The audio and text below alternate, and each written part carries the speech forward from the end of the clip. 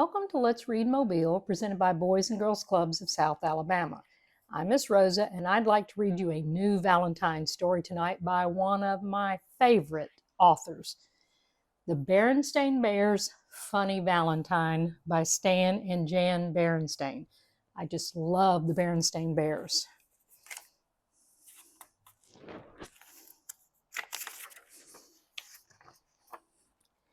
Sister Bear and her friends were jumping rope during recess. They were jumping partly to keep warm because it was February and partly because they loved to jump rope. Sister and Lizzie were turning and Amy was jumping. "Uh-oh," said Lizzie. "There's a boy coming over from the boys' side of the playground, and guess who it is?" There wasn't any rule about a boys' side and a girls' side at Bear Country School. But the boys did sort of stay on one side of the playground and the girls on the other. "Oh, I hope it's Herbie Cubbison," thought Sister. Sister Bear liked Herbie, and everybody knew it, except maybe Herbie. "Is it Herbie?" asked Sister, not wanting to look. "No," said Lizzie, "it's Billy Griswold." "Oh, no, not that awful Billy Griswold," said Sister, turning the rope faster and faster. "Hey, slow down," said Amy. "Hi, Sister," said Billy. "Don't you hi me," said Sister, "and you better not have a worm like you did yesterday, or a dead mouse like you did the day before." "No worm, no dead mouse," said Billy. "Just me." And with that he began jumping with Amy and got tangled in the rope. Down they fell all in a heap. "Why, you," said Sister. She pulled the rope free and ran after Billy. Sister was a fast runner, but Billy was faster and kept just ahead of her. "Oh, why doesn't Herbie Cubbison come to my rescue?" thought Sister as she chased Billy around and around the playground. Herbie was too busy playing fistball even to notice. Then the bell rang and they all went back to class. "Well, class," said Teacher Jane, "as I guess you all know, Valentine's Day is coming. We're going to have a Valentine party with punch and cookies, and we're all going to give Valentines to each other." "Yippee!" cried the class. "Oh, yeah," said Sister under her breath. "If she thinks I'm going to send a Valentine to that no-good, rotten Billy Griswold, she's got another think coming." But Sister had another think coming, too. She began to think about what kind of Valentine Herbie Cubbison might send her. She was still thinking about it that night at dinner when the phone rang. "It's probably for you, brother," said Papa, "so you might as well answer it." "That's right," said Sister. "It's probably one of your sweethearts." "You cut that out," said Brother as he went to answer the phone. "I wish you wouldn't tease your brother like that," said Mama. "Well," said Sister when Brother returned, "which one of your sweethearts was it? Bonnie, Jill, or Alexis?" "It was Bonnie, if you must know," said Brother, "and she was calling about math homework." "Uh-huh," said Sister, "but that's not the real reason she was calling. The real reason is that Valentine's Day is coming, and she wants to make sure you send her an icky, sticky Valentine with lots of kisses." "You cut that out," shouted Brother. "Mama, if she doesn't cut that out, I'm gonna—" But the phone rang again. "It's probably Jill this time," said Sister as Brother went to the phone. "My dear," said Mama, "there's nothing wrong with Brother having friends who happen to be girls. And there's nothing wrong with Valentine's Day." "Your Mama's right," said Papa. "And not only that, I seem to recall that Teacher Jane has a Valentine's party every year, and I bet you're going to get a whole bunch of Valentines yourself." "That's right," said Sister, "but that's because we have to. Teacher Jane's got a rule." It was true. There were 24 cubs in Sister's class, and every cub had to send a Valentine to every other cub. They didn't have to be expensive, and you could make them if you wanted to. Sister thought she might just make one for that no-good, rotten Billy Griswold. She began to think of what it might say. "A penny for your thoughts," said Mama. Said Sister. "I was just thinking of a Valentine to send Billy Griswold."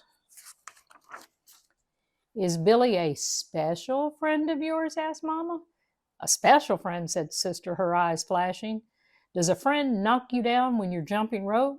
Does a friend chase after you with a dead mouse? Does a friend put a hop toad in your lunchbox? I suppose not, said Mama, but there are no buts about it, Mama, continued Sister. That Billy Griswold is a no-good nuisance, and if he doesn't stop bothering me, why don't you ask your boyfriend, Herbie Cubison, to make him stop, said Brother, who came back to the table. Boyfriend, boyfriend, shouted Sister. You take that back. Everyone knows that Sister Bear has a huge crush on Herbie Cubison. Mama, make him take that back, cried Sister. I've hardly ever said a word to Herbie Cubison. Brother's the big Valentine sweetheart around here. That's quite enough, said Papa. Valentine's Day is supposed to be fun. It's not supposed to be a shouting match. Well, I'll stop if he'll stop, grumped Sister. And I'll stop if she'll stop, grouched Brother. Papa put a finger to his lips and they both stopped.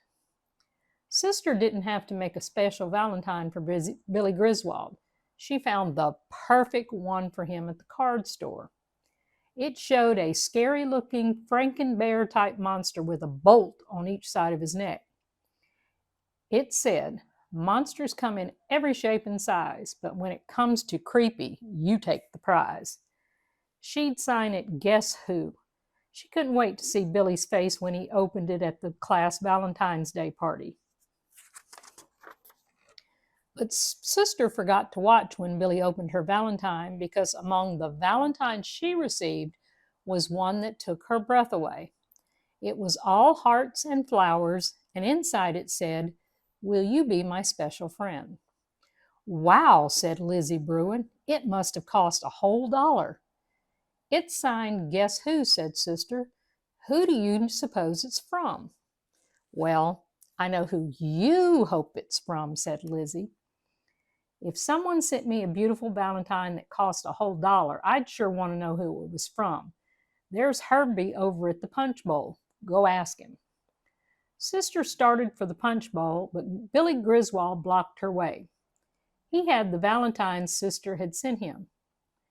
I'll be glad to get you some punch, said Billy.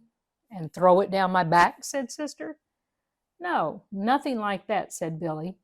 I'm sorry about all the stuff I did. I really don't blame you for sending me this. It's really pretty funny. How'd you like that Valentine I sent you? You sent me, said Sister. You sent me this Valentine? Yep, said Billy. I saved up for weeks to get it. Sister was confused. She didn't know what to say, so she just said, thanks. She was still confused that evening when she showed Billy's Valentine to Mama. Well, it certainly is beautiful, said Mama, and I understand your puzzlement. It takes me back to when I was a cub your age. There was this awful boy, just like Billy Griswold. He was just awful. The things he did. One time he chased me with a 1,000-legger. Yuck, said Sister.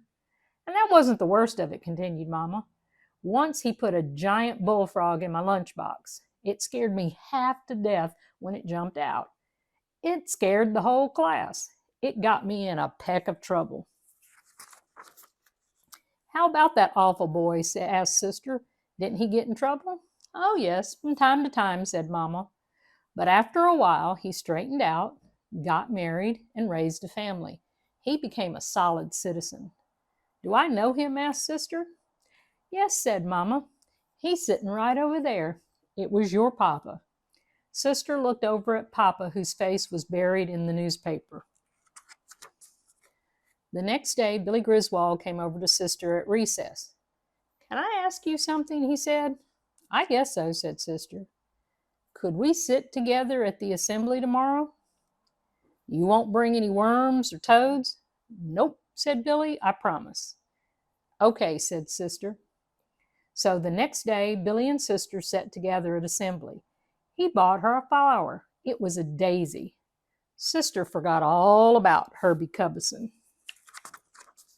And that afternoon, Sister pressed Billy's daisy in a book. I hope you have a wonderful, happy Valentine's Day. Don't forget to watch us next time, and until then, let's read, Mobile.